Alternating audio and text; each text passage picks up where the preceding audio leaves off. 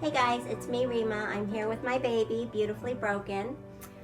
This is our launch party that we're doing online because obviously we can't do it together because of COVID, and I'm doing it in spite of my COVID hair.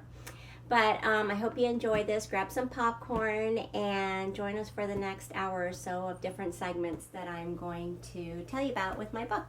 If you haven't got my book yet, please do so. www.reematalks.com, and that would be awesome. So during my book launch, there'll be different segments. There'll be a couple of segments of Sanj and I talking to each other, about each other, and then he interviews me about my book. There'll be a segment with our boys, and I ask them a couple of questions, and of course they're hilarious. And then there will be a segment with Penny, Alex, Tyler, who were all present when I had my seizure, and we'll talk about that just a little bit. There is another segment with David Knight, and their family is the family that I lived with at Andrews, and my extended family now, and my brothers. I'm trying to think if there's anything else. I also do a segment at the end that I walk through making my mom's chicken curry. So make sure you stay through the end. At the end of it, we will be playing the song that Sanj wrote for me, and that will play out our book launch. Hope you enjoy. So hi, I'm Sanj Sukumaran. I will be your host for this segment, only because it's COVID and we can't find a real host. I also happen to be the husband of the person I'm interviewing. You are? I am. Reema Sukumaran. And Reema has written the book, Beautifully Broken, and this is her book launch.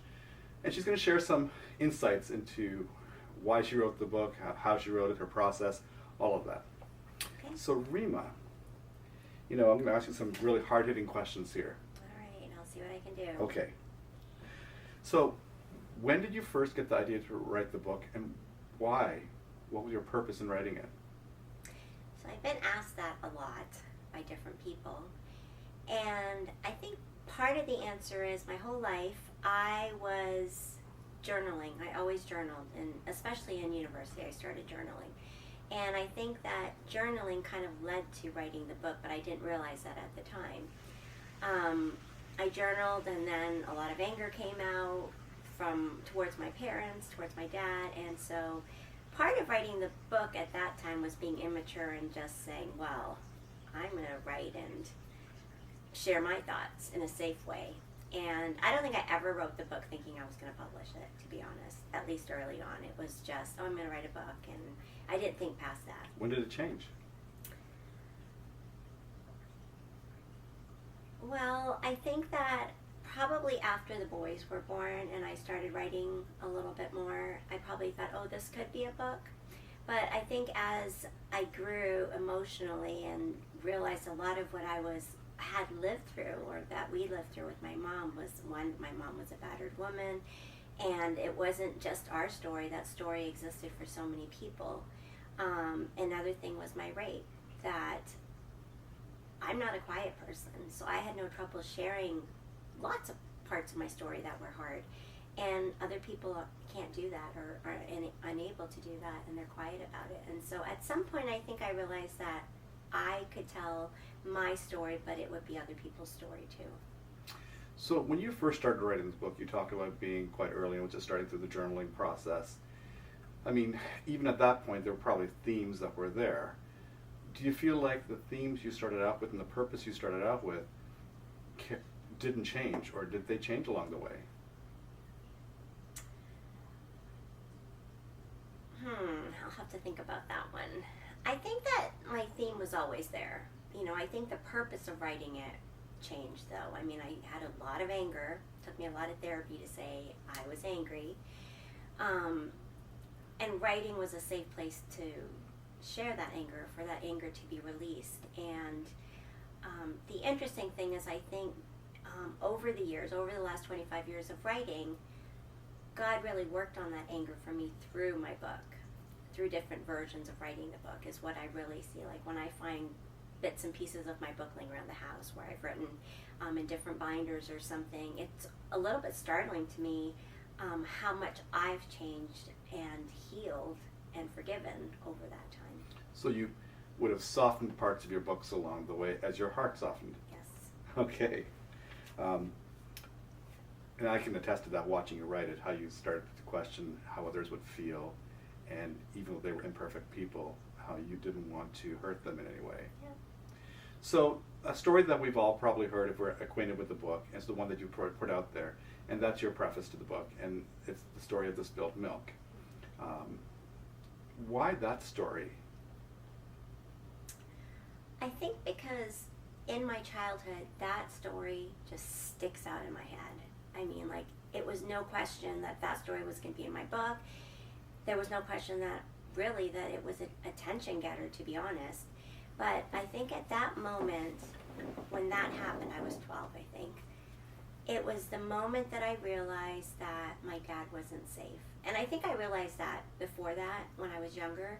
But that specific moment, the way he beat me for something that was just so minor. I mean, how many kids spill milk?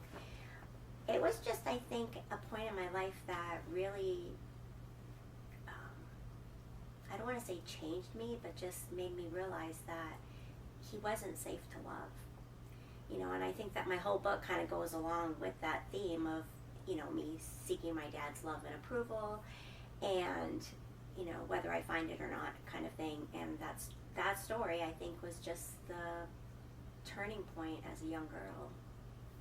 Wow. So, obviously there were some parts of your book that were hard for you to write. And I mean, obviously we have some things that we might think after reading it, oh, that must have been really hard to write. But what was the hardest thing for you to write? I think the hardest thing for me to write was the last chapter. And, I mean, every time I read the book, even now when I, like, read the book, sometimes I read my parts of my book to believe that it's actually there, it's my book. You know, but when I read the last chapter, my heart starts hurting in a very specific way. In fact, I don't usually read the last chapter. And it's because, you know, the last chapter is about my mom and me, and it's the story.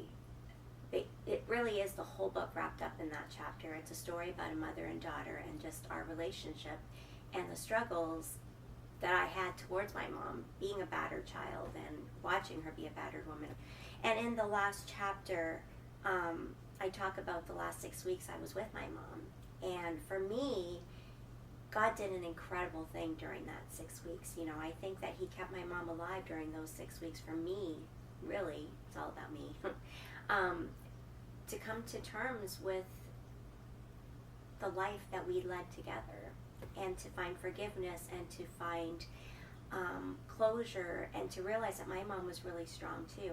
Our strength was different. Like, my definition of strength is different than perhaps what I saw in my mom, but I realized that she was a really strong person too.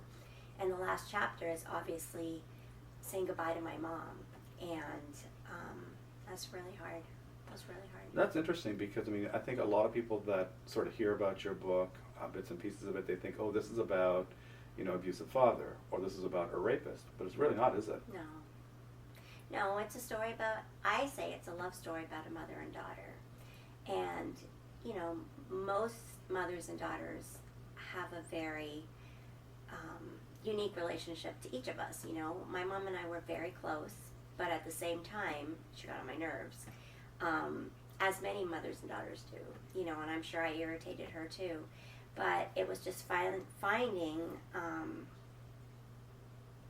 I don't know, it was just finding a place in our relationships that we could love and accept each other in spite of our differences.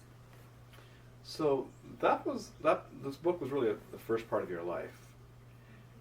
If you were to write another book about your life, not that you are, well, maybe not about those kind of things, what would part 2 look like? What do you think it might look like? I mean, well, first of all, you know, when you write a book and you read it, there's so many things I wish I had said or I had, you know, added, or, but I mean, part 1 was meant to be the way it was meant to be. I mean, I have a lot of peace, and I think God just wrote it for me as I was writing it. Part 2, Part 2 of my book would be very different. Now, first of all, my next book is actually all about my boys, because my boys struggle with the fact that they were just one sentence in this book in many places. So my second book is about my boys, but part 2 would really be about showing that life goes on in a very imperfect way. You know, I talk about my mental illness in my book, and what I want people to understand is that it ends in kind of a happily ever after kind of way, that, you know, our family, we love each other, and I got you, you know, my love story continues. But, you know, one of the things, especially this month, is February is Mental Illness Awareness Month, that every day is still a struggle for me. Most days are still a struggle. You know, I still have to take my medicine to function, you know. The other thing that I would talk about in part 2 is, I mean, I wish I was educated enough in the field that I could actually talk about it, but I would want to talk about rape, and I would want to talk about, you know, just all the things that come with that. Like, people just kind of assume, okay, you've forgiven your rapist and you move on. That's not true. You know, it's still part of you many, many days. You know, it's just the part that you learn to quiet down a little bit, you know. There's a lot that I would talk about in part 2, you know, and the one thing that I want to point out is that even our family, like, we're not a happily ever after family. We have our moments, we shout at each other, we're not a quiet family. You know, we argue, and boys are boys, they want to beat each other up when they do, but we love each other, and that's something that I really want to get out there, is that there really is no perfect family. Well, there might be. Like, I sometimes look at a few people and wonder, what is wrong with them? Like, what possibly do they struggle with? But I don't think there is any perfection, and I think that that's something I would really want to share with people, is that everybody has their own happily ever after. Right. Well, Reema, well, thank you for sharing some of those insights into your book, and some things that are perhaps not obvious to everyone that reads it. Perhaps when they read it a second time, they might see it a little bit differently. Mm-hmm. Right, thank you. You're welcome, Oprah. Oprah. Perfect. Well, hello, my name is Kumar. Hi, my name is Rajiv. And we are Reema's glorious brothers, absolutely misrepresented in this book, beautifully broken. And so we want to be able to talk to you about what really happened in this narrative, because we have a few things that we're upset about. You know, my sister was the first one to write the book, but we tend to believe that some of her memories may be incorrect. And so we're going to give you kind of the version 2, the edited version, where we really believe she really should have checked with us to kind of double check some of the accuracies of the story. So Rajiv, why don't you go first? Well, one of the things I find interesting was in her book, she talks about her birthday, and we were coming up. Now, in the book, I'm not there, but I was there. And I remember my brother, Kumar, before we left Ohio to go visit her, wanted to call her, and he said, we should tell her that we're coming. And I'm the one who told him, no, let's surprise her. It's going to be funny. And, you know, in her book, I remember being in the lobby of the girl's door going, okay, this is going to be funny. And sure enough, she comes down, and the look on her face when she sees all of us there and makeup on her face, that to me was very funny. I was not there from when you guys went to see Muhammad Ali. And that was actually 2 different visits, but in her book, she has it all as one. Lies, lots of lies in this book, huh? She forgets about me, her brother. Rude. It's rude. Yeah. You know, I actually remember that story too. We were in Lamson Hall at Andrews University. I remember she came down, I think the elevator, and we could see her coming out of the elevator. And as I remember my mom saying, she looks like a clown because of all the makeup she was wearing. And I think it was just like some mascara and lipstick, but my mother was mortified.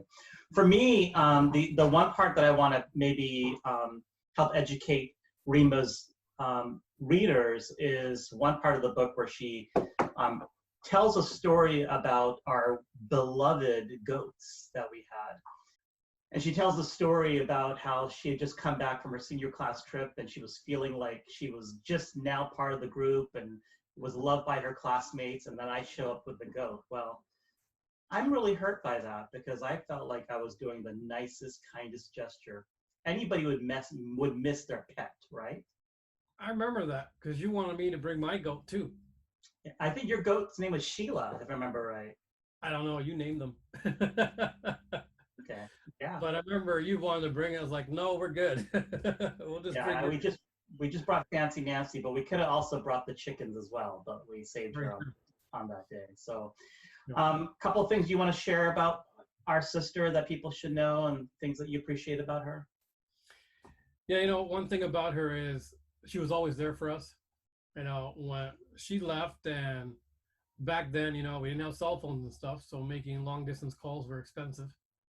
And she'd call, collect, and always check on us because the two of us were at home.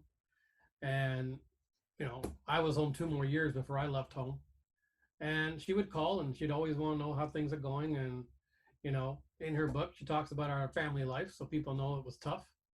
And she always called, no matter what was going on with her in school, she'd call and make sure that we were doing good, that we were safe, and that mom was doing okay.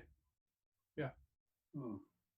And for me, one of the memories that I have, I don't think I've ever even talked to you about this, Dada, but I remember when she was married, the day after she got married, you and I left. We gave her a hug goodbye, and then we left Canada back to the United States. And I remember just like crying unconsolably. Like it was like a death. It was like the worst feeling that I ever had in my life, like crying and saying goodbye to our sister who was now married, and we were leaving her behind with this strange man named Sanjeev. But I remember you and I both just crying and crying. We stopped at a gas station and you pumped the gas and I kept crying and couldn't get myself together. And I think it just kind of shows how deep our love was for her and how much we really looked at her as somebody that took care of us. Yeah. And so Reema, just want to tell you we love you. We're proud of you. We're really glad. I'm planning on writing my memoir. It's going to be called Beautifully Unbroken. And Rajiv, you should write your memoir so we can all have 3 different perspectives of our life.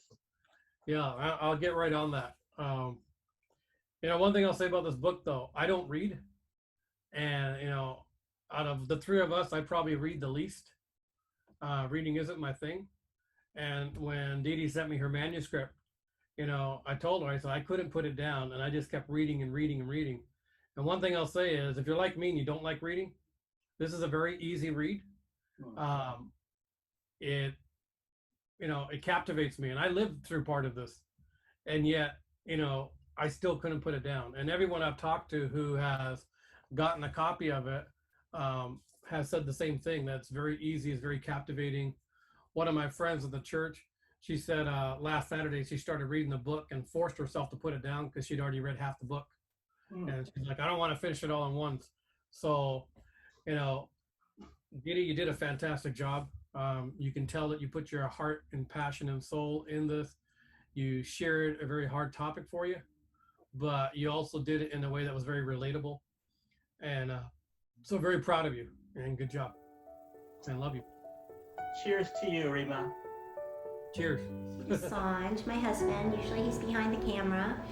And so this segment, we're gonna kind of ask questions about each other and you can get to know us a little bit more and see kind of how we click or don't click. So Sanj, I'm gonna start by asking you a couple of questions, or I'll start asking you a question. So when I was at Andrews University, I remember meeting you for the first time. I was going down this hall and I was happy, bubbly me. And I walked into a copy room and I saw this really cute Indian guy. And he had curly hair and a low beard, and I said, hi.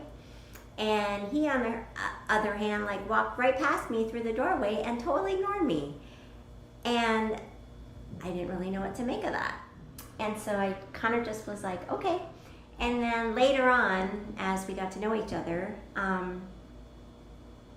we started hanging out. And I'm kind of curious, why did you do that? I mean, this is not the first time you've asked me this question. It's been, it's like, it didn't come out of nowhere. I've been asked this question many, many, many times. Many times. I'm not sure I've given an answer that gets me any further ahead. I'm going to just take your glasses off so they can see how cute Yeah. really are. Yeah.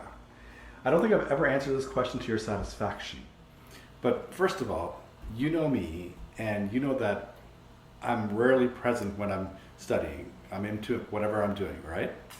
So Sadly. it's understandable that possibly I was so into what I was studying that I didn't really think of anything else. And I was studying you. Yeah.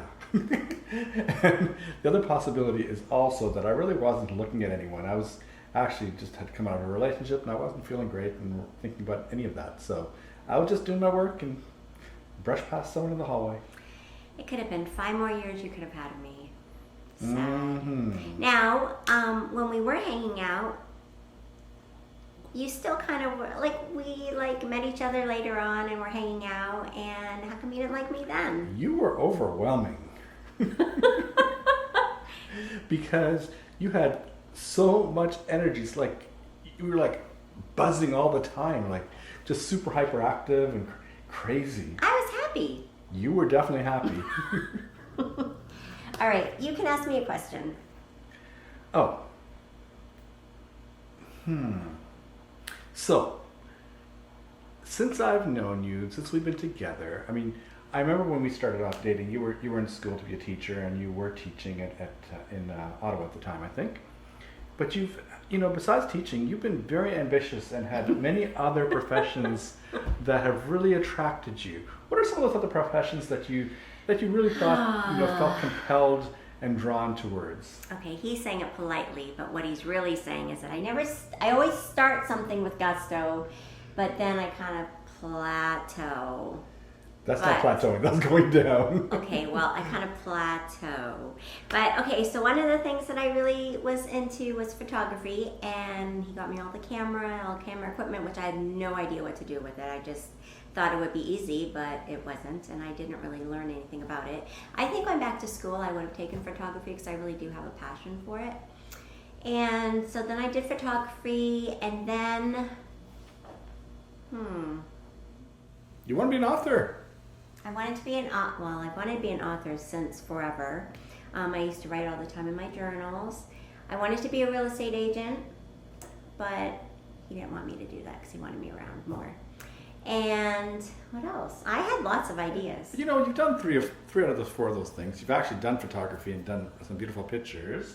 Just didn't keep doing it, that's all. And you have become an author, so you've done 3 out of the 4. Sweet. You're not dead yet, so there's still real estate. That is true. That is true. But that interest is kind of, Yeah, okay. yeah, Other than buying houses. that's true. That's true. And I love looking at houses, and he loves watching home renovation shows. But anyways, that's kind of where we're at with that. Okay, I'm going to ask you another question. You've given me a lot of thoughtful presents over the years. I'm just a very generous and creative gift giver. If you read my book, you will see how he proposed, and I'm going to roll my eyes here for that. But anyways, That was a pretty very awesome creative. present. It was very creative, needless to say. But I'm going to ask you about the one present that you made for me on a little bit of history. I was laying here on the sofa. I had just had a hysterectomy. My body was all cut up, and I was just a mess, and it was Valentine's. And Sanj was preoccupied that whole day. I was preoccupied trying to get your present ready. Because, I'd had all these thoughts about what I was going to do, and I had these magnificent ideas in my head. And sometimes you picture something in your head that doesn't quite turn out that way. And I mean, it really, in my head, was really cool, right? But I wanted to get you something really great, and jewelry would be awesome, because I mean, every woman loves jewelry. And something with maybe made at 24 carats would have been great. So that's what I did. I made a 24 carat necklace. I made it out of carats. Literally, he had like baby carrots. They're 24. 24 of them all, and he was so proud Yeah. about presenting me this. It was such a great idea. It didn't go the way I thought it would, though, because you didn't seem that excited. I mean, it was bling, it was a meal, it was all in one. Now, I actually was waiting for the real present that day, and I was very disappointed and mad after a point. But it's one of your most memorable gifts ever. Then there was the other present where he actually, I think Josh and him made me a 1 carat necklace. They actually took a long carat and strung it, and It was spray painted gold. ooh, So it was a gold bling carrot. ooh, he didn't learn that first time. But I actually wore it to church, so I kind of had the last laugh. Yeah. Your turn. Oh. So, we've been married for a long time, and over the years, we've certainly had some good laughs. And, I remember one time when you had a really good laugh, and it turned out to be rather embarrassing. Do you want to tell people about that one? No. Do you want to tell people about that one? When we were dating still, and my parents invited us. We were married by this point. I'm not sure we were married or dating, but It it was was close very to that early. time. And my parents had just asked us to go to some of their very close friends' house for dinner. And And they were still kind of getting used to me. who wasn't? And so anyways, we were at dinner, and I'm not sure what, I don't know, I think I was laughing, but I don't know. You were laughing. You were laughing. And then You were laughing really loud. And then I passed gas. Yes, you did. Loudly. And And the room got quiet. And the room got quiet. You said, "Oh, excuse I me." think I said oops. Oops. I think you said oops. So that was kind of my Icebreaker? yes, into the family, and they've never known what to do with me since then. They never brought it up again, though. I guess we are now. Oh. All right, so my last question would be, what is the one thing you love the most about me? Aside from my awesomeness. Only one thing? Well, if you want to embellish on that, you can. Oh. Well, the one thing I love most about you is that your love is unfailing. If when you love someone or something, it is forever, and it's really hard to shake you. Even if he ends up not liking those people. No, you love hard. Which is why I still love you. I know. After 26 Yep. years. Couldn't shake you. Exactly. I don't give up. Lucky for you. I know. I'm so lucky. And I would say the one thing that I love about Sanj is that he has loved me through thick and thin, through a lot of rough patches, and supported all my dreams, even especially becoming an author. And it's not been a smooth ride at all, but he has stood beside me and just kept me encouraging me. And he loves me.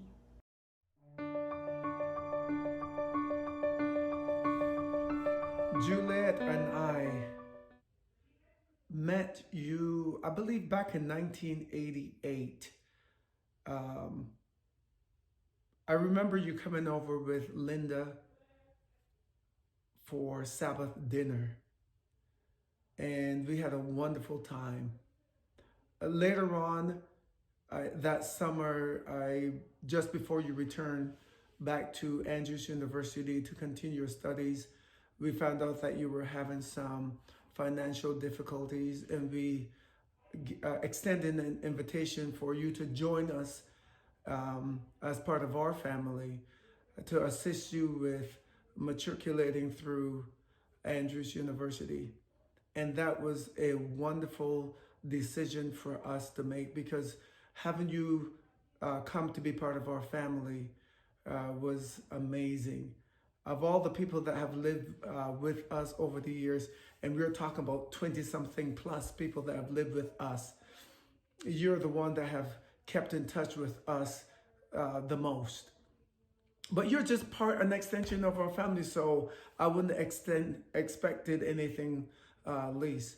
You have walked into our lives and have just become part of the family, and we just love you. My children love you. I remember one time in particular, as Julie and I were planning to go away for a weekend, we said, okay, you know what? I think it's going to be good. We can do this because Reema is going to be the caregiver for our children while we're gone. And I mean, what can I say? With your creativity, we knew that our children are going to probably have more fun with you than they had with us. But nonetheless, it's always hard to leave your children behind. But with you, we had no problems at all doing it because you're just that kind of a person. And I remember before we actually took off, I actually was outside the car and I looked at you and I said, Reebok, one day I'll repay the favor when you have 6 boys. And you looked at me and you said, please don't say that. I says, Reebok, when you have 6 boys, I'll repay the favor. And guess what? You have 6 wonderful, wonderful young men. Okay, I'm not going to claim that I'm a prophet, but that day I prophesied and it came true. But Reebok, I don't know what to say other than the fact that you are such a wonderful, loving, warm human being. I had no idea of what you were going through until I actually read the book to find out all the details of your life. And I thought, wow, for a person to have such a bubbly personality and to walk with such joy, I just don't know what to say, but that you are beautifully broken.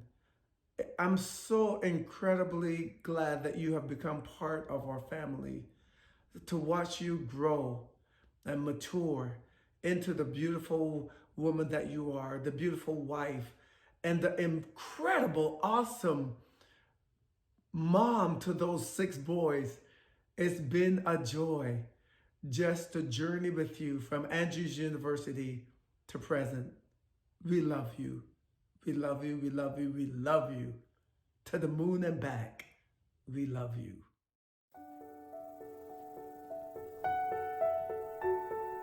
Introduce you to some of my kids, one at a time. They're doing it under protest. So this is Joshua Daniel, aka known as number 6. Number 6, and he is my baby. So I'm going to ask Josh a couple of questions, and we don't know what his answers are going to be, but I think Sanj can edit. Okay, Joshy, what is the best thing about your mom? Your cooking. Oh, that's nice. All right, you said my cooking. No surprise. And what is the thing that drives you crazy about me? You nag me for no reason. No reason. I'm sorry. I'll try and do better. Okay, so when Mom was sick and we were in bed one day and Mom did something to you, what was it? Tell them that story. She bit my head and I woke up to her nodding on it. So when I was sick, Josh had come into our bed and I was snuggling apparently against him. And the next thing I know, he yells or cries actually, and I took an actual bite out of his head like he was an apple, right? Aww. And what's one thing you're proud about me? How strong you are. Aw, thank you. And you know what I love about you? What? Your hair. I'm so jealous. How would you say? Yeah. Josh is very loving and kind, and he's a big protector. I never have to worry if anyone wants to mess with his mom. They're going to have to deal with this gentle giant. And I am so grateful that God gave me you. Kiss. And that is my Josh. Okay, so this is kid number 5 of mine. This is Zachary Thomas. Hello. And I'm going to ask you a couple of questions. All right. So first question is, what do you love about your mom? That she does everything for us half the time when we ask. Half the time? Hi. What is it that I do that gets on your nerves? No filter. That's a good one. And something you admire about me? courage to do all this stuff that you're doing Thank you. and changing people's views at the way they see things. And last one is, what's a favorite memory we have? When I brought home a rooster and you screamed. That is very true. You'll have to wait for my next book to actually hear about that story. But yes, the boys brought home a live rooster as our pet that they found on the road. No, I got it from my friend's house. All right, Zach, love you. Want to give Mom a kiss? So this is Maxwell David. This is my son number 4. And Max, I'm going to ask you a few questions. So what is one of the things you love about your mom? That she's my biggest supporter, my biggest fan. And what is one thing that gets on your nerves? When I am about to do something and she asks me to do the same thing, I don't want to do it anymore. Like? I'm going to do the dishes on my own and then she asks me to do the dishes. I don't want to do it anymore. Okay, what's the favorite memory? Watching basketball games and hearing her try to explain what's happening, whether it's good or bad. All right, that's good, Max. Thank you. Now, okay, give me a kiss. Love you. So this is Jordan, my number 3 son, Jordan Michael, and I'm going to ask you a couple questions. First question is, what is it about Mom that you love the most? Your cooking. Is there anything else? Yep. All right, what is the one thing that drives you crazy about me? When you ask me to cut your onions for cookings. I hate cutting onions, and he cuts them so good. Jordan is my chef in making. He actually can cut like a regular chef can, and he's very good at throwing things together, and he makes really yummy pizza crust. And yeah, okay, one thing that is a memory that you will always remember. About you? Yes, or us together. When we drove to BC, that was good. That was good. And Mom wasn't really feeling well, so Jordan actually drove almost all that way. That was a really fun trip. Awesome. All right, well, I love you. Love you And too. on camera, you can give me a kiss. Tyler. This is Matthew Tyler. He's my second son. I'm going to hold your hands whether you want me to or not. And I'm going to ask you a couple of questions, which he's very nervous about because he doesn't know the answers. In fact, he told me to give him the answers. But anyways, Tyler, what's one thing you love about your mom? You're very nice. Aw, that's so sweet. And what's one thing that gets on your nerves? When you scream to the basement in the morning. Oh, that's true. I do yell all the way from down. And what's one thing you admire about your mom? You're tough. That's good, thank you. And last one is, what's a fun memory we've had together? Going to India together. That was pretty cool, wasn't it? Mm-hmm. All right, everyone's giving your mom a kiss on the cheek. Love you. Okay, go ahead. So this is Sammy, my oldest, Samuel Peter. And he's the one that taught me that there's such a great love past loving myself. So Sammy, I'm going to ask you a few questions. So the first question is, what is something you love about me? I love how you always take care of anyone who comes into the household, no matter who they are. It's their home too, and you'll treat them like your own, and it's pretty awesome to see because there's 6 of us already, and there's so many people that come in and out, and you treat everyone with love. And I don't get mad if they pee on the seats either. No. What is something that gets that I do that gets on your nerves? You're very last minute. But it makes Which for, is what happened today. It makes for good adventures and good memories because sometimes you're like, do you want to go to Washington next week? And I'll be like, well, I'll see if I can get time off. But Why not? Sometimes it's a good adventure. What's something that you admire about your mom? I admire how strong you are and how brave you are, and no matter what the challenges ahead the road, no matter how scary it is, you always stay strong for all of us, and it's you don't really realize it until you're after the moment and you see what actually is occurring, and then you see how well you held everything together, and Thank you. it's pretty admirable. Favorite memory? There's too many. Aww. I don't know. There's so many different memories. Just it's a lot of memories of us as a family. I mean, and things that you did, like just the trips that you took us to Washington when Dad had to work, or you went across the country with just you and the boys, and yeah, it's just there's just a lot of memories, and they're all jam packed. I don't know. Okay, so I'm going to get you to do something that I taught you very, very early on, and you can recite it. Brothers stick together. Nope. Oh. My My mommy mommy loves me. My mommy is the... I don't remember you. Oh man, he's the one that I taught it to the most. My mommy is The best. Yes. Oh yeah. Recite it. My mommy is the best. 10 times.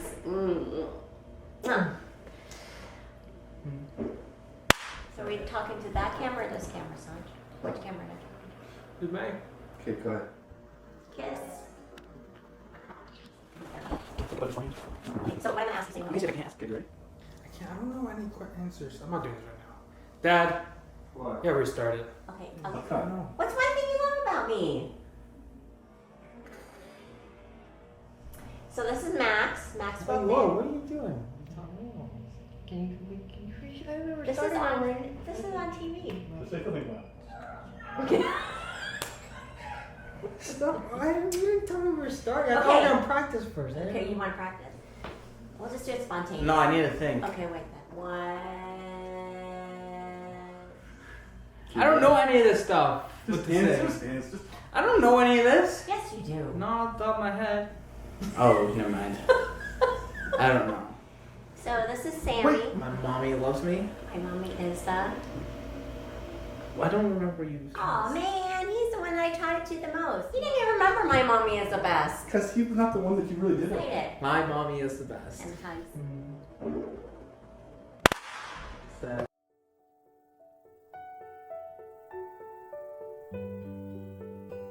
Okay. So I want to introduce my friends, Alex, Penny, and of course, kid number 2, Tyler.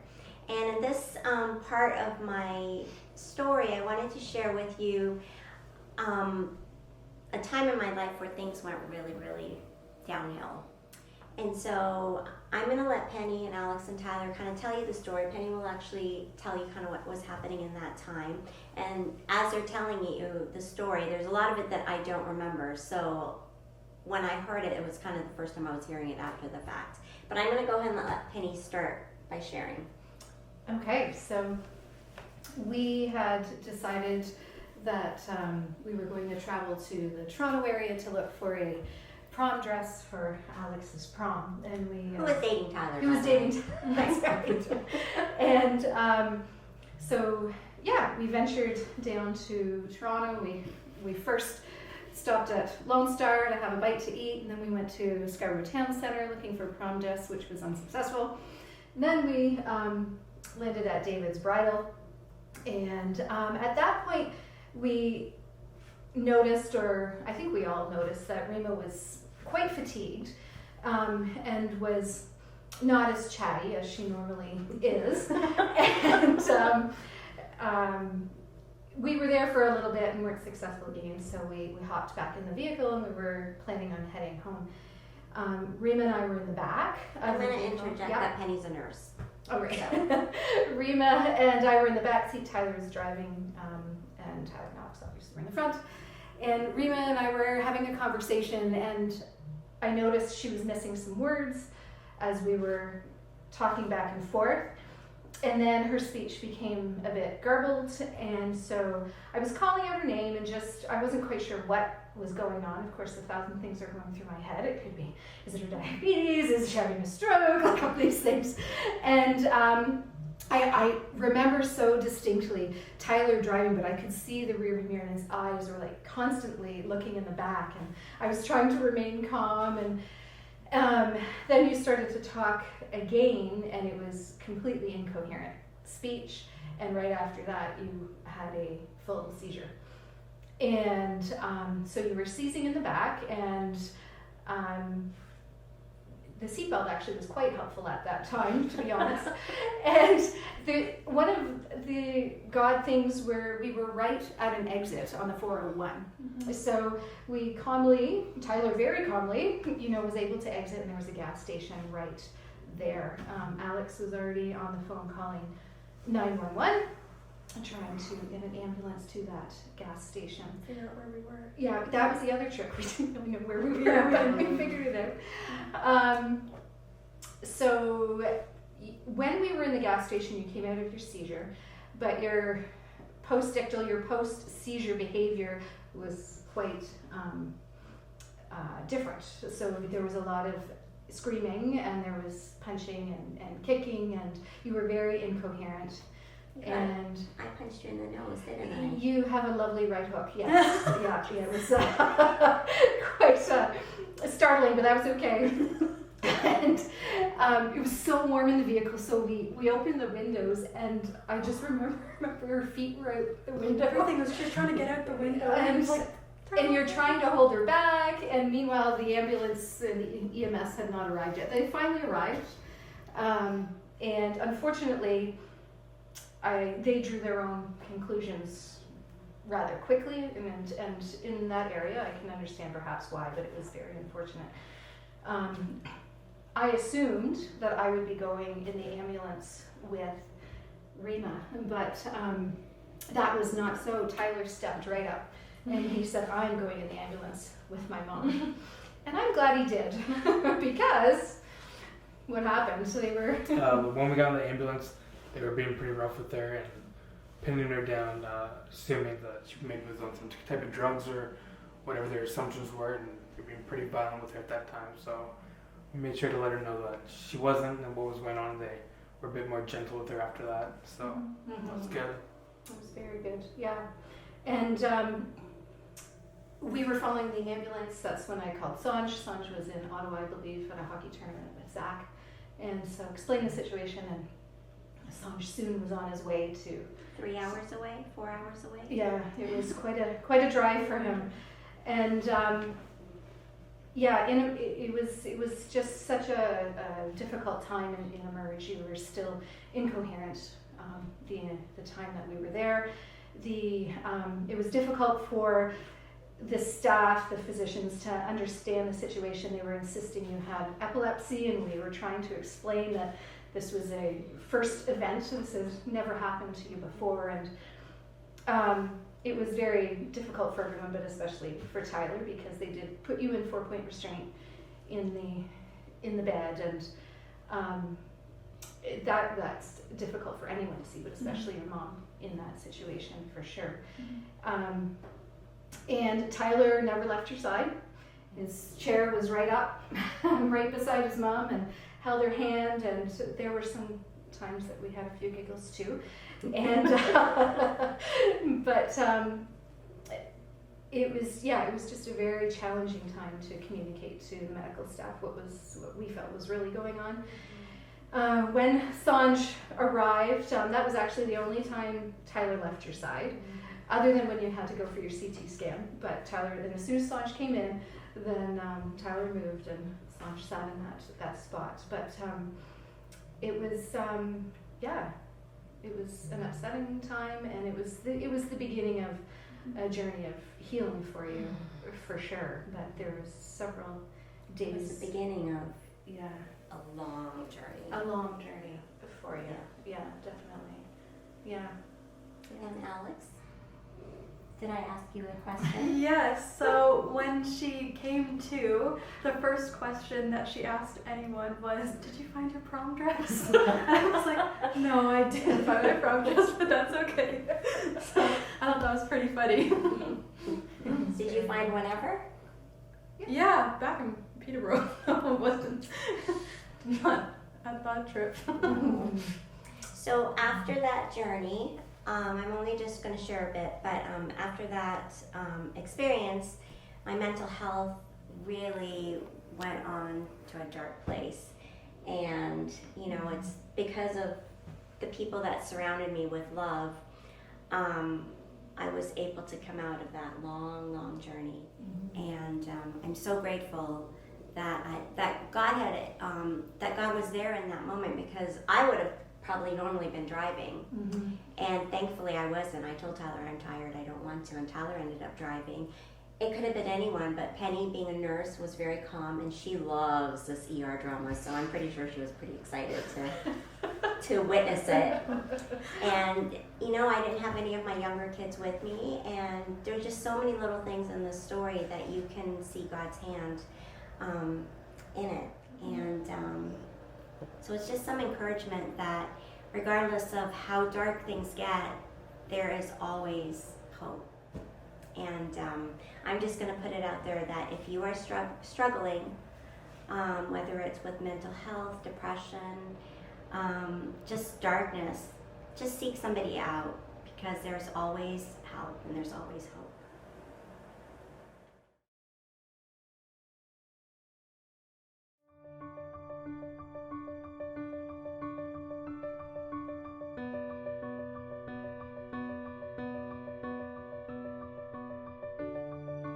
This is Reema, and this is part of my book launch, and I'm very excited because usually when someone is launching their book, we have a big party and you have food and book signings, drinks, games, all sorts of stuff, and even decorations. But unfortunately, because of COVID, I'm having to do a different take on it. So I'm going to show you different segments of how to make my mom's chicken curry. And I'm going to have a disclaimer for all the Indians or Indian aunties that are watching. I know that everyone makes it their own way. It's a very unique dish. I don't think my mom's curries were ever the same from one day to the next. So I've kind of tweaked it the way that I make it for my kids. So it's not quite as good as Mama, what they called my mom.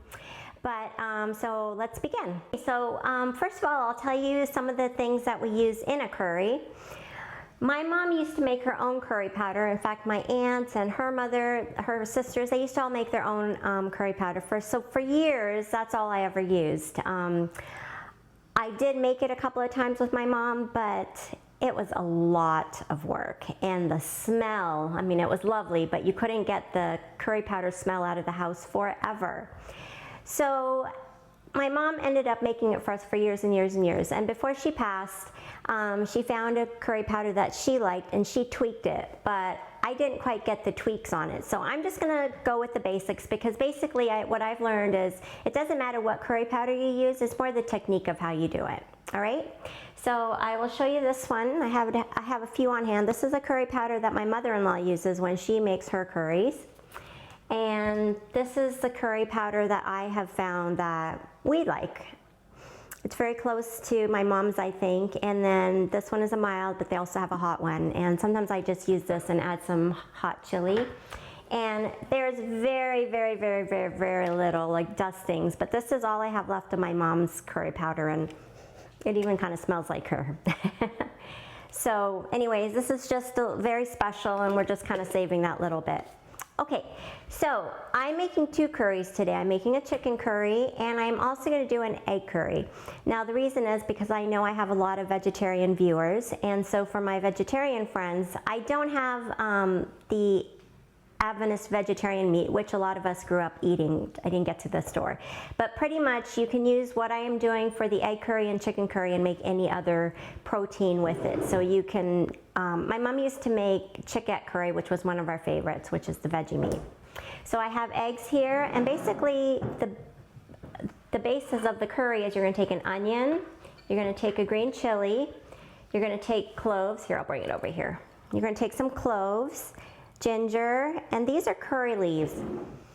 Now I know it's really hard to find them in some places. We're really lucky that, I love the smell of it, we're really lucky that in Peterborough we actually are able to find curry leaves on occasion. They're $7.99 a pound, but as you can see it's very light. So, and then we have garlic, and I have a little bit of cilantro because my cilantro went limp on me. Now what my mom taught me was that you can either start with curry leaves or end with cilantro. You don't have to use both, but honestly I sometimes use both just because it seems to have a nice flavor. So when we start with the chicken, you take the chicken, obviously you're going to cut it. Now I believe, I'm gonna make a general statement here, but I believe that most Indians prefer dark meat. It's just juicier and has more flavor to it. So the meat that I'm cooking with is dark meat thighs, and I diced them up, and I used about, I should have measured the weight, but I'm gonna say about a pound, pound and a half of chicken. And I'm making a very small portion because usually I would probably double what I was making right now. So I diced the chicken, and I'm not going to do it here, but what my mom would do, and my mom was very unique person, and that came across in her cooking too. So what she would do is she would take the raw chicken, she'd cut a couple of pieces of ginger, put some salt and some turmeric powder, and she would boil it. Now her reasoning, I believe, was because she wanted to get rid of the blood or any of that kind of stuff, and then she would drain it and then start cooking. So I personally do it because I like that it does get away some of the fat, but it also gives it a little head start with the cooking. Okay, so we're gonna go over to the stove now. So as I said, if this was actually a book launch party that I had all my friends here, usually what I would make would be a coconut rice, chicken curry, a vegetarian meat curry, green beans, and then Indian salad or raita. But I'm gonna show you how to make the chicken curry. So I already gave you the basics. So we're gonna start with some oil, which I put in and started to heat it. Now, my mom was famous for how much oil she used. I'm pretty sure that's a generational thing, but I must tell you that it was really, really delicious. The more oil, I think, the better it tasted. In fact, my mom would cook for us, and then, especially when she was here visiting, she'd cook for all of us and we'd eat, and then you'd see a little pot at the back where she made her own curry, which had a lot more oil.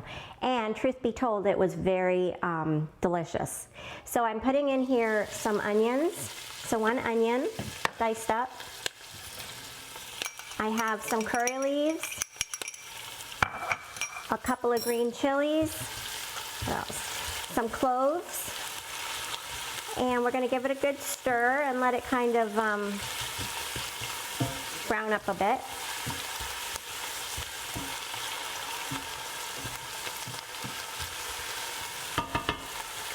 I love the smell of the curry leaves and green chili and onions. It already smells like curry to me. So we're going to let that cook a bit.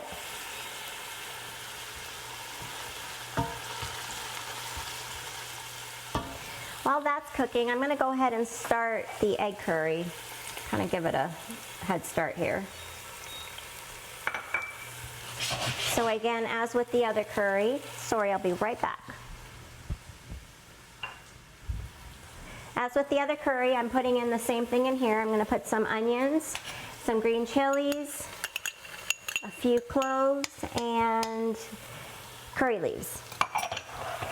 And we're going to give that a little bit of a mix and give it a moment to cook. I kind of feel like I have my own cooking show, like Rachel Ray or something. Except I don't have the audience laughing. Sanj, do you want to laugh? Okay. All right, so this is just going to take a minute. So I've kind of given the onions a bit of time to brown up a bit, and I'm going to take some curry powder. Now you're going to watch how much I'm going to put, and then you're probably going to ask me how much. So I'm kind of guessing probably a teaspoon, and then we'll do it by taste. But I put a teaspoon, maybe a little bit more. I'm going to throw some salt in there, and throw some salt in this one, and give it a good stir.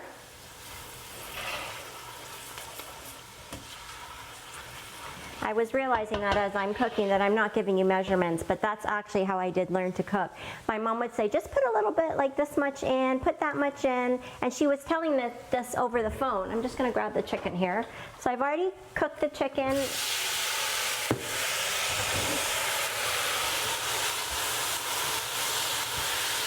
I've already boiled the chicken, so it's ready for this stage. I'm putting chicken in and also put some, I cut up some potatoes.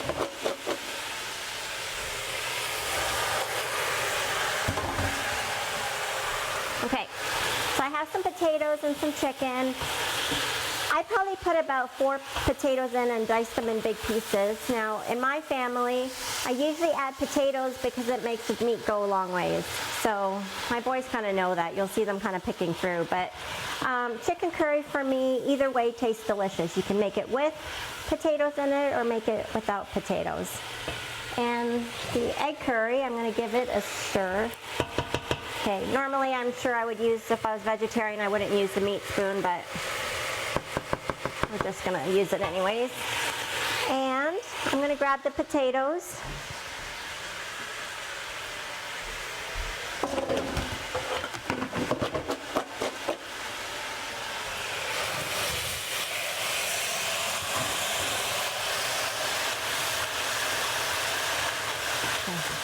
I'm sure you can't smell it, but Sonia can tell you it smells delicious.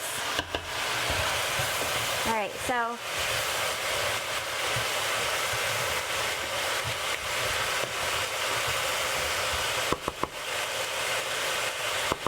we're going to just let it simmer for a minute. Get a chance to marinate in all that curry powder, the salt, and kind of let it stick together. All right. Now with this potato curry, or the egg curry, I'm actually going to add a little bit of water.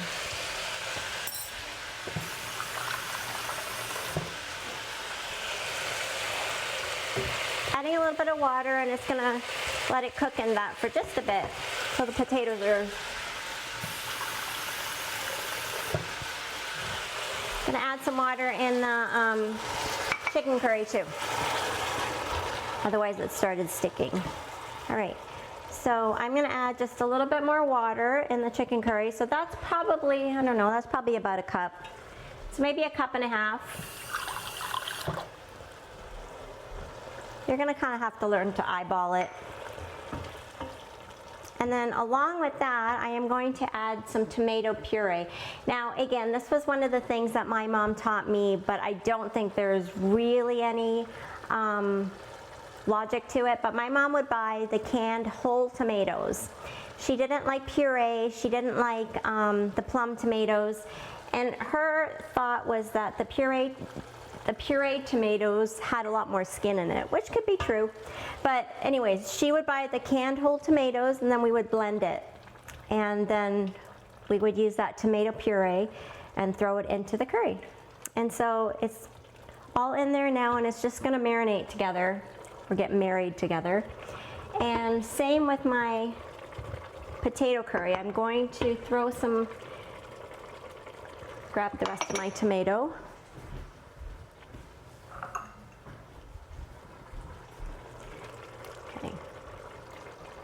There we go.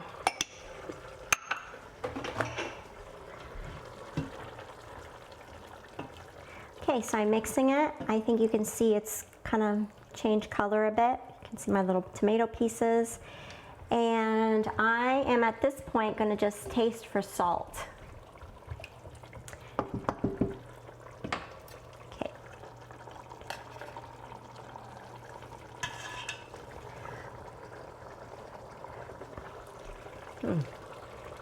As a little girl, I shouldn't even say little girl, as a grown adult, often I would do this and then take the spoon over to my mom and have her taste, and she would say it needed a little bit more of this or a little bit more of that.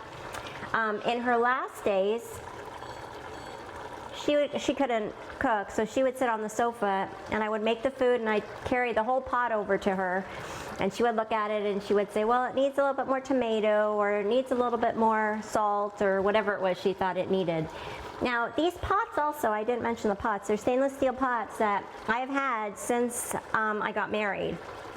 And initially when I got married, Sanja and I registered and we got all the cool non-stick pots, and my mom had given me these pots and I never used them. I was always like, oh, so annoying. And she would come and she would use them because I just loved all the non-stick stuff. But as time went by, I realized what a treasure these pots are, and they've lasted forever. My kids have burned stuff on it, and a little bit of dish soap and water and put it on the stove to simmer, and it usually worked its magic. Okay, we're gonna let this simmer and we'll see what happens.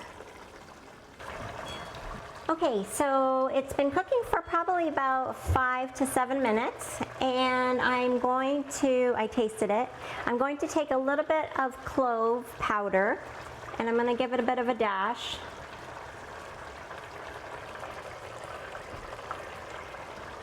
Okay, a dash, and give it a good mix. The clove powder adds something really, really delicious to the flavor. Now, while we are cooking, I'm also letting the potatoes cook.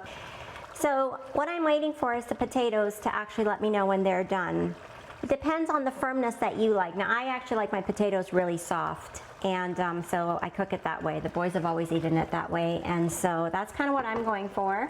But in the meantime, after I've added the clove powder, I'm going to add coconut milk. So there's all sorts of kinds. This is canned. This is also another coconut milk, but I just happen to have this. I like this one too because it's a little thicker. So I like the thickness to it. Oops. Okay.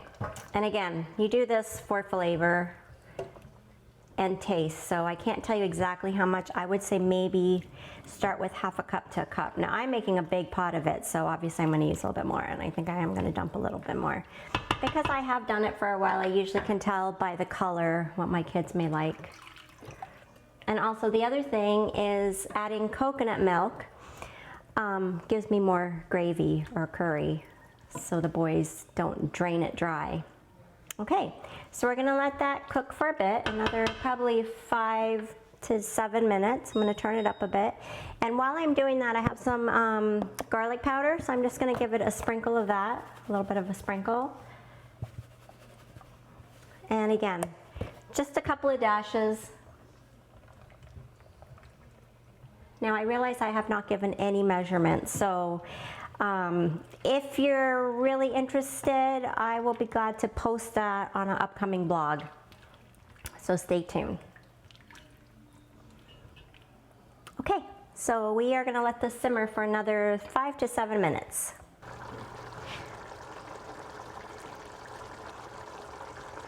Okay, so that has been about 7 minutes, and my potatoes are nice and soft.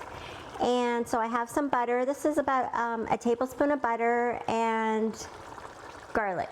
Now again, this is my mom's thing, so she put the butter in it as well as the garlic after the fact. Now I don't know why, I never really thought to ask her, but I know a lot of people saute the garlic in with the oil and onions and all that stuff. But anyways, this is how she did it. So it's really creamy,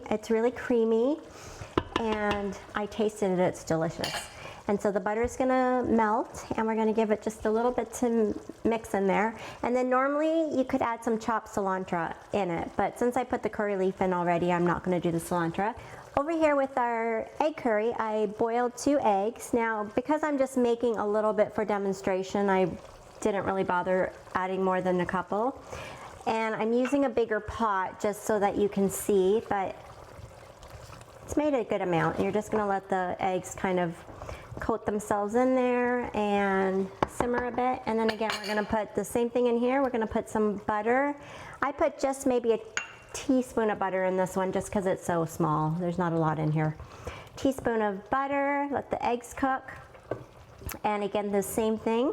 You're going to add some chopped cilantro if you wanted to add to this dish. And as it's finishing up, you would have probably by now made some basmati rice or some rice, whatever rice you like. And so I have made some basmati rice, and while that is finishing up, what I did is I went ahead and I mixed the stuff for the salad, for the raita. In our house, we use the cucumber, tomatoes, and onions. It kind of gives my boys a little extra vegetable in there. I know tomatoes technically a fruit. And what we would do is we would mix the vegetables, and then we would add some sour cream. Okay, and then I added some sour cream, a touch of water in it to kind of give it a little bit more liquid in there.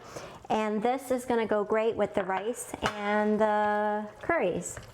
And I can't remember if I said it already, but usually I add some green beans to it. I usually just boil some whole green beans or blanch them, and then just add a little bit of butter and salt in it, and it's just delicious. So I'm gonna go ahead and plate it up, and then this is the version of my mom's chicken curry. I'm putting a little bit of chicken curry on here. I'm actually not gonna put too much because my children are gonna come up and ask for this. And I'm gonna add a little bit of the raita alongside. And like a trained professional, I'm gonna bring it over here. So I have supper already.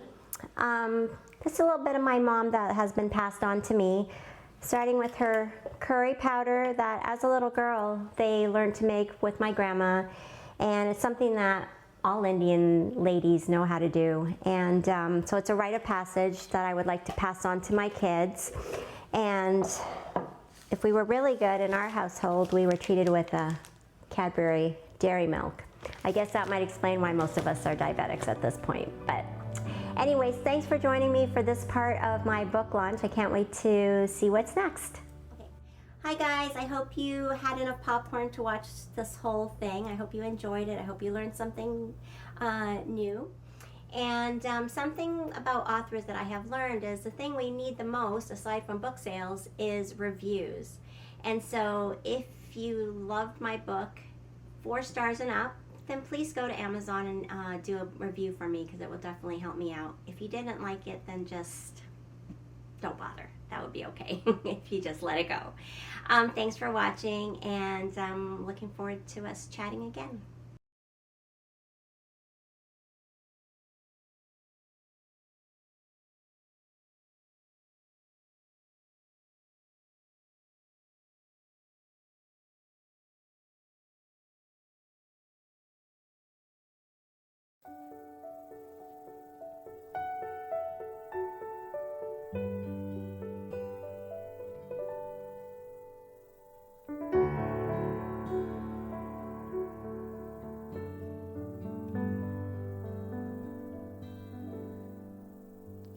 When the burdens of life all came crashing down, surrounded by fear, there was no way out. I cried, Lord, take this away. I can't make it one more day. You gave me strength, you gave me power, you gave me comfort, gave me peace.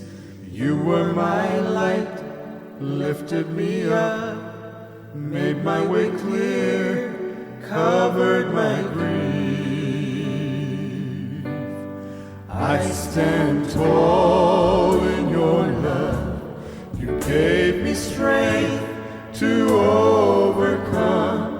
I rise up when I'm down. You're my solid ground. You're the rock on which I stand. You're the peace that passes all. I will stand in your love. I will stand in your love.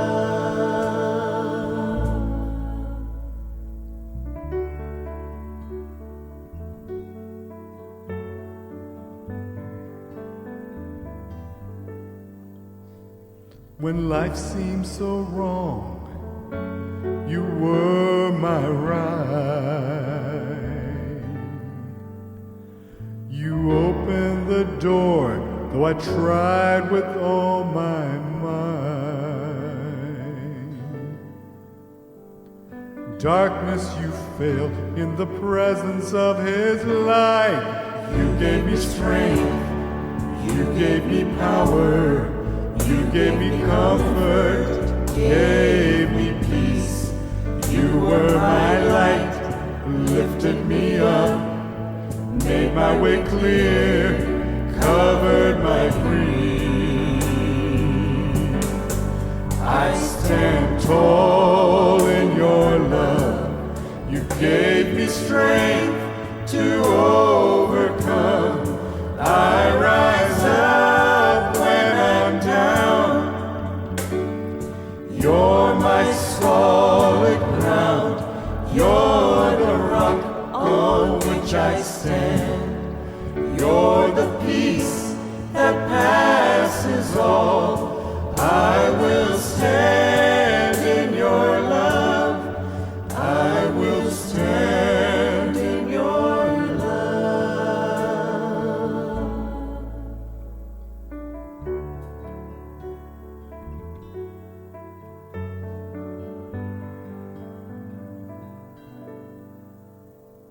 I came with my want. You gave me what I needed. Before I could ask, you were already there.